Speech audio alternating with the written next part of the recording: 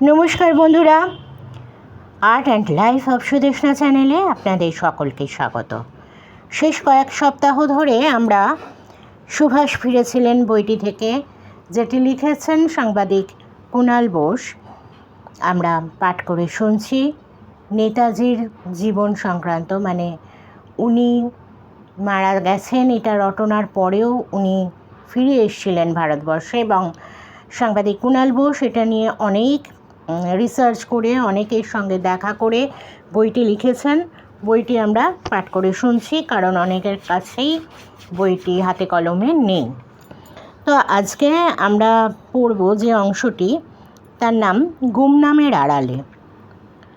উত্তরপ্রদেশে এমন বহু ব্যক্তিরাই রয়েছেন যারা ভগবানজিকে কাছ থেকে প্রত্যক্ষ করেছেন। এরকম মানুষরা একজন একজন করে কমছে।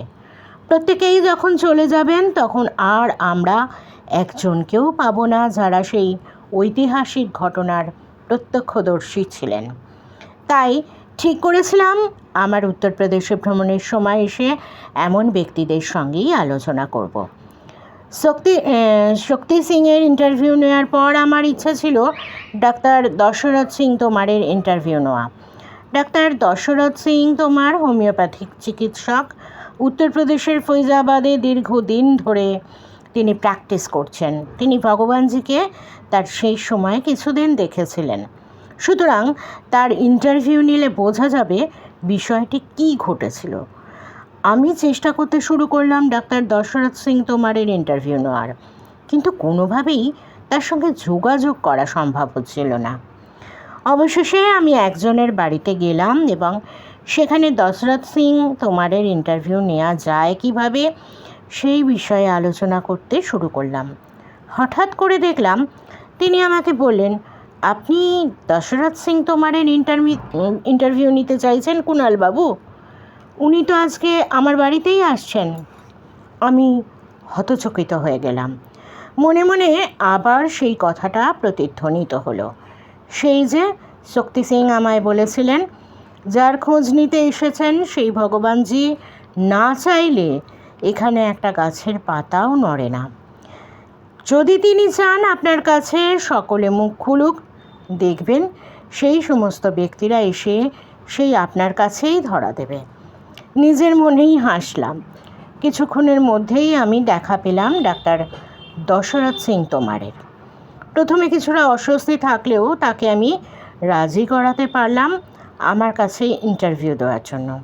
তিনিও রাজি হলেন। কেমনভাবে দেখেছিলেন ভগবানজিকে, প্রথম কবে জানতে পেরেছিলেন উত্তরপ্রদেশে ভগবানজি আসলে নেতাজি, এই বিষয়টি নিয়ে দশরথ সিং তোমার একটু চিন্তা করে বলতে শুরু করলেন।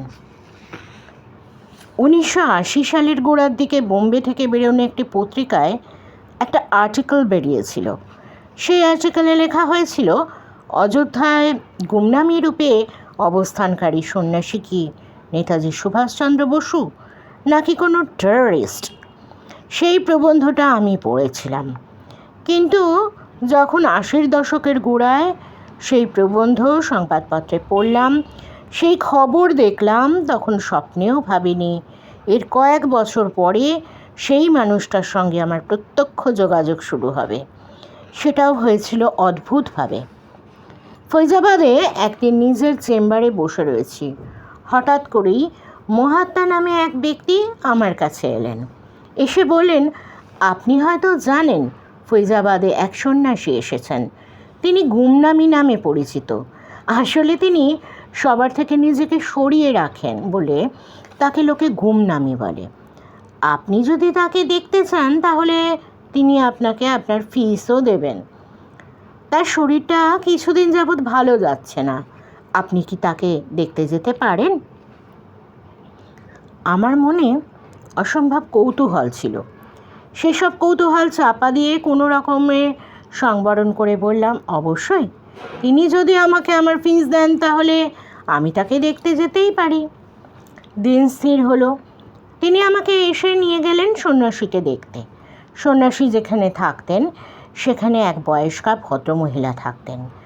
নাম ছিল সরস্বতী দেবী শুক্লা। সন্ন্যাসী তাকে মাতা জগদম্বে বলে ডাকতেন। আর বাকিরা সবাই তাকে মাতাজি বলে ডাকতেন। তিনি আমাকে দেখে কিছুটা ইনস্ট্রাকশন দিলেন। তিনি বললেন, ভিতরে গিয়ে তার সামনে দাঁড়াবেন না, একটি ঘরের ভিতরে তিনি থাকেন। তার বাইরের ঘরে দাঁড়িয়ে কথা বলতে হবে। সেখানে একটি জানলা আছে, সেই জানলায় পর্দা আছে, সেখান থেকেই কথা বলা হয়, পর্দা সরাবেন না। এই ইনস্ট্রাকশনগুলি তিনি আমাকে দেওয়ার পরে আমি মনোযোগ দিয়ে শুনলাম, কোনো প্রতিবাদ করলাম না। আমি কৌতূহলবশত একটি কথা মাতাজির কাছে জিজ্ঞেস করে ফেললাম, নেতাজি সুভাষচন্দ্র বসুর সঙ্গে ওর যোগাযোগ? বলার সঙ্গে সঙ্গে মাতাজি আমাকে বললেন, এই নামটা এই বাড়িতে নেওয়াও বারণ।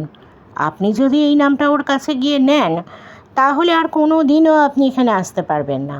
দয়া করে এই নামটা আর নেবেন না। ওর সঙ্গে কথা বলুন, ওর কী অসুবিধে সেই বিষয়ে জানুন। আমার ততক্ষণে যা বোঝার আমি বুঝে ফেলেছি, কিন্তু বাকিটা উপলব্ধি করার জন্য আমি ঘরের ভিতরে গিয়ে দাঁড়ালাম। ভিতর থেকে একটা জোরদার কণ্ঠস্বর, যে কণ্ঠস্বর জন্মান্তরেও ভুলতে পারবো না। এমন জোরালো, এমন দীপ্ত কণ্ঠস্বর এর আগে আমি কোনো দিন শুনিনি। আমাকে বলে উঠলেন, তুমি কে? আমি বললাম, আমার নাম দশরথ সিং তোমার। দশরথ সিং তোমার? হ্যাঁ, আমার নাম দশরথ সিং তোমার। আমি জাতিতে রাজপুত। আমি যেহেতু আমার ডাক্তারি পড়াশুনো করেছি কলকাতায়, তাই আমি বাংলা ভালোই জানতাম। বিষয়টা আরও ভালো করে উপলব্ধি করার জন্যে আমি বাংলায় উত্তর দিতে শুরু করলাম। আর ওদিক থেকে সন্ন্যাসী একবারও বাংলা না বলে হিন্দিই বলে যেতে লাগলেন। কিন্তু সন্ন্যাসীর জলদগম্ভীর কণ্ঠস্বরে একটা বিষয় ভালো করে বুঝতে পারছিলাম, একজন বাঙালি হিন্দি বলে যেরকম হয় ঠিক সেরকমভাবেই সন্ন্যাসী হিন্দি বলছিলেন। অর্থাৎ ভগবানজি যে বাঙালি এই বিষয়ে আমার আর সন্দেহ রইল না। তিনি আমাকে আমার বাংলার উত্তর শুনে কিছু একটা আন্দাজ করেছিলেন। তিনি আমায় বললেন, তুমি নিজেকে রাজপুত বলছো? তুমি রাজপুত? তুমি মিথ্যে কথা বলছো। আমি একটু হতচকিত হয়ে বললাম, কেন ভগবানজি, আমি মিথ্যে কথা কেন বলতে যাব? আমি জাতিতে রাজপুত। তুমি রাজপুত? আচ্ছা, রাজপুতের ধর্ম কোনোদিনও পালন করেছো? কোনোদিন অন্যায়ের প্রতিবাদ করেছো? কোনোদিনও সবলের হাতে দুর্বলকে অত্যাচারিত হতে দেখে তার প্রতিকার করতে গেছো? কোনোদিনও কাউকে বাঁচানোর জন্য অস্ত্র ধারণ করেছো? তাহলে তুমি কিসের রাজপুত? তুমি নিজেকে রাজপুত বলে গর্ববোধ করছো? তার সেই জলদ গম্ভীর কণ্ঠস্বর সেদিন সেই ঘরে মেঘের গর্জনের মতো শোনা গিয়েছিল। আমি বুঝতে পারলাম এরকম উক্তি একমাত্র নেতাজি সুভাষচন্দ্র বসুই করতে পারেন। সুতরাং ভিতরে যে সন্ন্যাসী গুমনামি নামের অন্তরালে সবার থেকে আত্মগোপন করে রয়েছেন, তিনি নেতাজি সুভাষচন্দ্র ভিন্ন আর কেউ হতেই পারেন না। কিছুক্ষণ ভগবানজি এভাবে কথা বলার পর একটু শান্ত হলেন। তারপর আমাকে বললেন, এর আগেও আমার একবার ফ্র্যাকচার হয়েছিল। তখন আমি কলকাতার সিরিঙ্গার অ্যান্ড কোম্পানি থেকে ওষুধ আনিয়েছিলাম। তুমি সিরিঙ্গা অ্যান্ড কোম্পানি চেনো? আমি বললাম, হ্যাঁ ভগবানজি, আমি চিনি। আমি তো কলকাতায় পড়াশুনো করেছি। সিরিঙ্গার অ্যান্ড কোম্পানি তো বউবাজারে অবস্থিত। হ্যাঁ, ওদেরকে চিঠি লিখে আমি আমার ওষুধ আনিয়েছিলাম। ভগবানজি বলে চললেন, এর আগেও আমি হোমিওপ্যাথিক চিকিৎসা করিয়েছি। আমার যখন পাইলসের প্রবলেম হয়েছিল, একদিনে প্রায় 22 ঘন্টা ঘোড়ায় চড়তে হয়েছে, বুঝেছ? এই সমস্ত ধকল শরীরের উপর দিয়ে গেছে।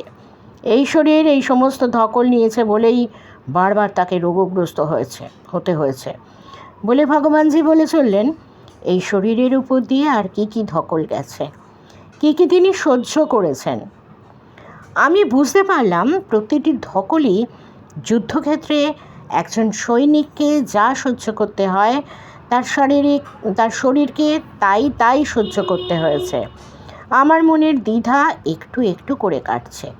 এই মানুষটি নেতাজি ছাড়া কেউ হতেই পারেন না। না হলে এই রকম অভিজ্ঞতার ভিতর দিয়ে এই মানুষকে যেতে হতো না। তিনি বলে চললেন, এর আগে হোমিওপ্যাথি চিকিৎসা করিয়েছি বিজয় বসুকে দিয়ে। বিজয় বসু, ডাক্তার বিজয় বসুকে তুমি চেনো? আমার তখন যেন হাসি পেল, কারণ আমি যে মেডিকেল কলেজে পড়াশুনো করেছি সেখানের অধ্যাপক ছিলেন ডক্টর বিজয় বসু। নামটা আমাকে অনেক দূর অতীতের আমার মেডিকেল কলেজের পড়ার দিনগুলোতে নিয়ে চলল। ডক্টর বিজয় বসু প্রথম দিন আমাদের ক্লাস নিতে এসে ইন্ট্রোডাকশনে বলেছিলেন, জানো, আমি জার্মানি গিয়েছিলাম। সুভাষচন্দ্র বসুর আমি সহযোদ্ধা ছিলাম। তিনি আমায় পাঠিয়েছিলেন বোমার ফর্মুলা নিয়ে আসতে, কিন্তু ওখানে গোলা তৈরি করতে গিয়ে আমি এই হোমিওপ্যাথিকের গুলি শিখে এলাম। সেদিন বিজয় বসুর বলা কথাগুলোর আজকের প্রতিধ্বনি করে উঠছিলেন ভগবানজি।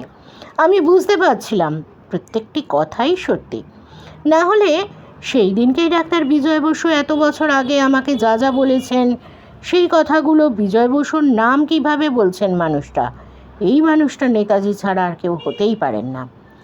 আমার মনের দৃঢ় প্রত্যয় আস্তে আস্তে দিনের আলো পেয়ে সহজ সত্যে পরিণত হতে শুরু করলো। জানো কুণাল, অনেকেই আমাকে বারবার বলেন, ভগবানজি যদি নেতাজি হতেন কেন তিনি বেরিয়ে এলেন না? কেন তিনি সবার সামনে এসে বললেন না যে তিনি নেতাজি সুভাষচন্দ্র বসু? আমি তাদের এরকম প্রশ্ন শুনে আজকাল হাসি। কেন বলবেন বলতে পারো আমাকে? নেতাজি সুভাষচন্দ্র বলেই তিনি ওইভাবে বেরিয়ে এসে জাহির করেননি যে তিনি নেতাজি সুভাষচন্দ্র বসু। কারণ আমাদের জাগতিক চাহিদা অনেক কিছুই আছে, যারা আমরা সাধারণ মানুষ, আমরা নাম, মোহ, লোভ সব কিছু চাই, কিন্তু তিনি এসবের অনেক ঊর্ধ্বে ছিলেন। সেই জন্য তার মধ্যে এইসব জাগতিক চাহিদা ছিল না, এবং তাই তিনি পেরেছিলেন এইসব কিছুর হাতছানিকে দূরে ঠেলে দিয়ে নীরবে নিভৃতে একা সাধনার মাধ্যমে নিজের জীবনের চরম সত্যকে জানার দিকে এগিয়ে যেতে। নেতাজি বলেই হয়তো তিনি এত কিছু লোভ এত সহজে জয় করে 40টি বছর নিভৃতে থাকতে পেরেছিলেন। সেই দিন থেকে একটু একটু করে ভগবানজির সঙ্গে আমার সম্পর্ক গড়ে উঠল। তারপর আমি তার কাছাকাছি আসতে শুরু করলাম। সেই কাছাকাছি আসা দিনগুলো এখনও খুব মনে পড়ে। আমার মনে আছে উনি বহু বিষয় নিয়ে আলোচনা করতেন। যে কোনো বিষয় নিয়ে ওর সঙ্গে আলোচনা করলে তোমার মনে হবে সেই বিষয়েই তিনি যেন বিশেষজ্ঞ। বিশেষ করে রাজনীতি নিয়ে তিনি যেসব কথা বলতেন সেগুলো তার পক্ষেই বোধহয় বলা সম্ভব। এবং আমি বারবার অনুভব করতাম নেতাজি সুভাষচন্দ্র বসু ছাড়া এই ধরনের মন্তব্য, এই ধরনের কথা আর কেউ বলতেই পারে না। আমি গেলেই মাতা জগদম্বে বলে সরস্বতী দেবী শুক্লাকে তিনি ডাকতেন, আর বলতেন আমাকে ভালো করে খাওয়াতে। কখনো আম কেটে দিতে বলতেন। খুব মজা করে কথা বলতেন। খুব রসিক মানুষ ছিলেন তিনি। তার সেই কথায় আস্তে আস্তে আমি সম্মোহিত হলাম তার প্রতি। তার অজস্র গুণ, তার জ্ঞান আমাকে মুগ্ধ করতে শুরু করলো। এরপর আমার মনে আছে সেই সন্ধিক্ষণ আমার জীবনে এসেছিল যেদিন আমি তাকে একবার দেখতে পেয়েছিলাম। ডক্টর তোমার কথা বলতে বলতে কিছুক্ষণ থামলেন। আমি আর কৌতূহল সংবরণ না করতে পেরে বলে উঠলাম, ডাক্তার সাহেব, আপনি ভগবানজিকে দেখেছিলেন? তার মুখ দেখেছিলেন? ডক্টর তোমার কিছুক্ষণ নিস্তব্ধ থাকার পর বললেন, হ্যাঁ দেখেছিলাম। অনুমতি পাইনি কোনো দিনও তার সামনে যাওয়ার। পর্দার আড়াল থেকেই কথা হতো, কিন্তু একবার আমি দেখেছিলাম। মনে আছে ঘর অন্ধকার ছিল। তিনি হাতে একটি হ্যারিকেন নিয়ে বইয়ের আলমারির কাছে দাঁড়িয়ে বই খুঁজছিলেন, আর পর্দার পিছন থেকে আমি একবার উঁকি দিলাম। আমি পর্দা সরাইনি, কিন্তু পর্দার একটা দিক এমনভাবে ওঠা ছিল যাতে ভিতরের সব কিছু দেখা যাচ্ছিল। আমি সেই আড়াল দিয়ে স্পষ্ট সেই মুখ দেখতে পেলাম। মুখে দাড়ি ছিল, নেতাজির মতোই, মাথাতে তার চুল কম, খালি গা, ফর্সা ধবধবে চেহারা। সেই চাহনি, সেই দীপ্ত ভঙ্গি, আমি মুগ্ধ হলাম। হয়তো এটা তারই ইচ্ছা ছিল, কারণ কুণাল, আমিও বিশ্বাস করি তার ইচ্ছে ছাড়া এখানে কিছুই হতো না। সেদিন তাকে ওই এক মুহূর্ত দেখতে পাওয়া হয়তো তারই ইচ্ছার জন্য সম্ভব হয়েছিল। ডক্টর তোমারের বলে যাওয়া কথাগুলো আমার হৃদয়ে তীরের মতো এসে বিদ্ধ হচ্ছিল। প্রত্যেকটি কথার মধ্যে যে আন্তরিকতা, যে আবেগ, তার সামনে থেকে না শুনলে বোঝা যায় না। জানি না পাঠক তা উপলব্ধি করতে পারবেন কি না। এইবার সেই চিরবিতর্কিত ঐতিহাসিক রাতটির কথায় এলাম আমরা দুজনে। কেমন ছিল 1985 সালের সেই রাত, যেদিনকে ভগবানজি চলে গিয়েছিলেন চিরতরে, হয়তো এই স্থূলদেহ ত্যাগ করে। ডক্টর তোমার বললেন, সেই রাতে খুব বৃষ্টি হচ্ছিল, সেই জন্য অন্য জায়গাতে তার শেষকৃত্য করা সম্ভব হয়নি। শেষ পর্যন্ত গুপ্তার ঘাটকেই নির্বাচন করা হয়। আমি ডক্টর তোমারের মুখের কথা কেড়ে নিয়ে বললাম, কিন্তু ডাক্তারবাবু, গুপ্তার ঘাটে তো ক্রিমেশন হয় না। আর তাছাড়া শুনেছি তার মৃত্যুর পর তার মুখ ঢাকা ছিল, তা নিয়ে কোনো বিতর্ক হয়নি। অনেক লোকও নাকি জড়ো হতে শুরু করে। 3 দিন ধরে সেই দেহ রাখা হয়। ডক্টর তোমার বললেন, হ্যাঁ, যা যা বললে সবই প্রায় সত্যি, তবে বিষয়গুলো একটু অন্য রকমের। হ্যাঁ, তার মুখ ঢাকা ছিল, তার কারণ তিনি চিরজীবন সকলের থেকে নিজেকে আড়াল করে রেখেছিলেন। যে মানুষটা চিরকাল নিজেকে সকলের থেকে আড়াল করে মুখ না দেখিয়ে রইলেন, আমরা কেন তার মৃত্যুর পর তার মুখ দেখব? শুধু তার চিরজীবনের করে যাওয়া কাজকে সম্মান জানাতে আমাদের কারও ইচ্ছা ছিল না মুখ দেখার, কিন্তু দেহ সেভাবেই ঢাকা ছিল। সরস্বতী দেবী শুক্লা সেদিনকে বিরক্ত হয়েছিলেন। তিনি বলেছিলেন, কি লাভ হলো সারা জীবন ভগবানজির মুখ ঢেকে রেখে? কি পেলেন তিনি এই দেশ থেকে? আজকে অন্তত সবার কাছে সব সত্যিটা প্রকাশ করে দাও। সরাও এই মুখের কাপড়, সারা পৃথিবী জানুক কে আসলে ভগবানজি। কত বড় মানুষ একটি ঘরের মধ্যে নিজেকে বন্ধ করে রেখে চলে গেলেন। দেশ তার ইতিহাস কবে আর জানবে? কিন্তু সরস্বতী দেবী শুক্লাকে শান্ত করা হয়, তাকে বোঝানো হয় এটি তারই শেষ ইচ্ছে ছিল। তার মৃত্যুর পর ভগবানজির শেষ ইচ্ছার বিরুদ্ধে আমরা যেতে পারি না। দেশ তাকে কী দিয়েছে না দিয়েছে সেটা পরের ব্যাপার, কিন্তু তার ইচ্ছার বিরুদ্ধে কোনো কাজটা করা আমাদের কি উচিত? 3 দিন ধরে দেহ রাখা ছিল, তার কারণ আমরা ভেবেছিলাম কলকাতা থেকে কেউ আসবে। তার পরিবারের লোককেও খবর দেওয়া হয়েছিল, কিন্তু বসু পরিবারের কেউ আসেনি। তারা বিশ্বাসই করেনি হয়তো। পরবর্তীকালে তো ললিতা বসু এসেছিলেন, এসে জিনিসগুলি দেখে বিশ্বাস করলেন, কিন্তু আমরা তখন বারবার কলকাতায় খবর পাঠিয়েছি, অন্তত কেউ আসুন, দেখে নিন। যদি আপনার বিশ্বাস না হয়, এই তো শেষ সুযোগ। কিন্তু এতবার করে বলা সত্ত্বেও কলকাতা থেকে একটি মানুষও আসেনি। শুধু তার পরিবারের লোক কেন, কলকাতা থেকে যারা তার সঙ্গে দেখা করতে আসতেন তারা পর্যন্ত আর আসেননি। হয়তো তারা ভয় পেয়েছিলেন যে এবার বিষয়টিকে নিয়ে জলঘোলা হবে, পুলিশ প্রশাসন সবাই আসবে। তবে সেই রাতে যে 13 জন ছিল তার মধ্যে আমিও একজন ছিলাম। প্রশাসন সব জানতো, বারবার প্রশাসনের তরফ থেকে খোঁজ নেওয়া হচ্ছিল, কিন্তু তারা কোনো অনিষ্ট করেনি। তারা দূর থেকে খালি বিষয়টার ওপর নজর রেখেছিল মাত্র। যখন গুপ্তার ঘাটে দেহ পৌঁছয় তখন অঝোরে বৃষ্টি হচ্ছে, তাই নদীর ঘাটে নিয়ে যাওয়ার কোনো অবকাশ ছিল না। সেই জন্য গুপ্তার ঘাটে কাজটা সম্পন্ন করতে হলো। আর ঠিকই বলেছ, গুপ্তার ঘাটে এরকম ধরনের কাজ হয় না, কিন্তু তার ক্ষেত্রে হয়েছিল। তাহলে বুঝতেই পারছো প্রশাসন বাধা দেয়নি, তার কারণ প্রশাসন বুঝতে পেরেছিল কত বড় মানুষের শেষকৃত্য সম্পন্ন হচ্ছে। শেষকৃত্য সম্পন্ন হওয়ার পর মাত্র 2টো পাথর সেখানে রেখে দেওয়া হয়েছিল, কারণ আমরা জানতাম এটা একটা ঐতিহাসিক স্থান। আজ না হয় কাল দেশের লোক একদিন ঠিক সব সত্যিটা জানতে পারবে, সেদিন তারা আসবে। কাউকে কিছু না জানিয়েই 2টি পাথর রাখা হয়েছিল। পরবর্তীকালে শক্তি সিং সেই জায়গায় একটা ছোট বেদি নির্মাণ করেছেন। হয়তো আজকেও তুমি গিয়ে সেটা দেখে এসেছ। আজকে তোমাদের মতো এত মানুষরা আসছে, একদিন এটা নিশ্চয়ই একটা জাতীয় তীর্থক্ষেত্র পরিণত হবে। অন্তত তাই হওয়া উচিত, তাই না? অনর্গল বলে যাওয়া কথাগুলি যেন কখন আমাকে নিয়ে চলে গেল 1985 সালের সেই রাত্রে। সেই রাত্রের অন্ধকারে মাত্র 13 জন মানুষ ওই গুপ্তার ঘাটে যে ঐতিহাসিক কার্যটির সাক্ষী রইলেন। দেশ কি সত্যি তা একদিন জানবে? আমি শুনে চললাম। নিজের অজান্তেই কখন দু চোখের কোণ ভিজে এসেছে। সেটাকে সামলে নিয়েই ডক্টর তোমারকে আবার জিজ্ঞাসা করলাম, আপনার কি মনে হয় কেন এইভাবে নিজেকে সবার থেকে আড়াল করে রাখলেন তিনি?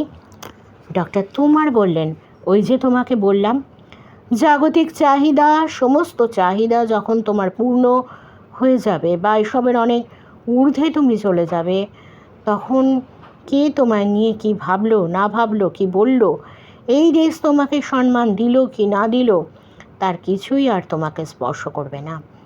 ভগবানজিরও তাই হয়েছিল। আমি তার সঙ্গে বহুবার কথা বলেছি, কথা বলে দেখেছি, এসব সম্বন্ধে কোনো লোভ তার ছিল না। বিশেষ করে তিনি জানতেন তিনি বেরিয়ে এলে হয়তো তিনি দেশের প্রধানমন্ত্রীও হতে পারেন। কিন্তু যখনই আমি তাকে প্রধানমন্ত্রী হওয়ার কথা বলেছি, তিনি হেসে উড়িয়ে দিয়েছেন। তিনি আমাকে একবার বলেছিলেন, আমি ফিরে এলে এই দেশের কি করতে পারবো বলো তো? আমি এখন বৃদ্ধ হয়েছি, আর তাছাড়া আদর্শবাদ সে আজ কোথায়? সমাজে একটু একটু করে সেই আদর্শবাদ হারিয়ে গেছে। আমাদের সময় ছিল অন্যরকম। আমরা আদর্শ মতবাদ এসবের জন্যে নিজের মানুষের বুকে পর্যন্ত গুলি করতে পারতাম। কিন্তু আজকে স্বার্থ, লোভ, মোহ এমনভাবে সমাজটাকে আষ্টে পৃষ্ঠে বেঁধে রেখেছে, সেখান থেকে তুমি মানুষকে নড়াতে পারবে না। তবে সেই অন্ধকার দিনগুলিই শেষ, এটা কিন্তু ভগবানজি মানতেন না। তিনি মনে করতেন আবার আলো আসবে, আবার সত্যের প্রতিষ্ঠা হবেই, আবার ন্যায়, সাম্য, মৈত্রীর প্রতিষ্ঠা হবে। ভগবানজি আশাবাদী ছিলেন, কিন্তু জীবনের অন্য মার্গ বেছে নিয়েছিলেন। সেটা আধ্যাত্ম মার্গ, নিজেকে জানার মার্গ, পরম সত্তার সঙ্গে নিজেকে অঙ্গাঙ্গিভাবে দেখার মার্গ। সেই মার্গে একবার যে যায়, জাগতিক পিছুটান তাকে আর কোনোভাবেই টলাতে পারে না কুণাল। তাই তিনি আর এসবের মধ্যে আসতে চাননি। এটাই আমার বিশ্বাস হয়েছে তার কথা শুনে, তার সঙ্গে জীবনের বেশ কিছুদিন কাটানোর ফলে। ডক্টর তোমার তার কথা শেষ করলেন, কিন্তু আমার মনের প্রশ্ন শেষ হলো না। সেই মনের প্রশ্ন কবে শেষ হবে জানি না। তবে এইটুকু বুঝতে পেরেছি, 40টা বছর উত্তরপ্রদেশের বিভিন্ন জায়গায় যে মহামানব তার জীবনের সেই সময়গুলি কাটিয়ে গেলেন, সেই ইতিহাস যদি যেদিন দেশ জানতে পারবে, দেশ বুঝতে পারবে কত বড় ঐতিহাসিক ঘটনা সবার অগোচরে ঘটে গিয়েছিল, শুধু সময় তাকে ধরে রেখেছে নিজের অন্তরে। আজ এই পর্যন্ত। পরের দিন আবার আমরা আরও অনেকটা পাঠ করে শুনব তার জীবনের ঘটনা। নেতাজি সুভাষচন্দ্র বসু, গুমনামি বাবা, ভগবানজি, একজনই মানুষ, তার জীবনের ঘটনা শুনে যাব আমরা যতক্ষণ না শেষ হচ্ছে বইটি। কেমন লাগছে আপনাদের অবশ্যই জানাবেন। হ্যাঁ, একটা কথা বারবার বলে দিই, আমি শুধুই বইটি পাঠ করছি, সমস্ত রিসার্চ বা যা কিছু কৃতিত্ব সবই সাংবাদিক কুণাল বসু মহাশয়ের, এবং শালিধান প্রকাশনী থেকে বইটি প্রকাশিত হয়েছিল। আমি শুধুমাত্র একজন পাঠিকা, আর কোনো কৃতিত্ব আমার নেই। আপনাদের কেমন লাগছে? অনেকের কাছে বইটা নেই, তাই সত্যিগুলো সবার সামনে তুলে ধরার একটা প্রচেষ্টা। আর আপনারা ভালো লাগলে একটা লাইক দেবেন, কারণ আপনাদের একটা লাইক আমাকে উদ্বুদ্ধ করে আরও বেশি করে পাঠ করে অনেক কিছু শোনানোর। অনেক গল্প এরপর আসবে বইটি শেষ হয়ে যাওয়ার পর। আর আমার চ্যানেলটাকে সাবস্ক্রাইব করতে ভুলবেন না, অল বাটনটা প্রেস করে সবার আগে সব নোটিফিকেশান পেয়ে যাবেন আপনারা। সুতরাং সঙ্গে থাকুন, সুস্থ থাকুন, ভালো থাকুন, শুনতে থাকুন। শুভরাত্রি জানিয়ে বিদায় নিচ্ছি আমি সুদেষ্ণা। নমস্কার।